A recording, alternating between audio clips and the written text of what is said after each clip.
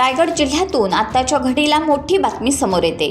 खोपोली नगरपालिकेच्या शिंदे शिवसेनेच्या नगरसेविका मानसी काळोखे यांच्या पतीची सकाळी 7 वाजता निर्घुण हत्या झाल्याची धक्कादायक माहिती समोर आली। या प्रसंगी हल्लेखोरांना प्रत्यक्षदर्शी घटनास्थळाजवळ असलेल्या काही नागरिकांनी पाहिले असता हे हल्लेखोर काळ्या रंगाच्या वाहनातून आल्याची माहिती दिली। मात्र हे आरोपी घटनास्थळावरून फरार झालेत। खोपोली पोलीस या हल्लेखोरांचा शोध घेत असून मंगेश काळोखे यांच्या हत्येमागे नक्की कोणाचा हात आहे याबाबत पोलीस अधिक माहिती घेत आहेत।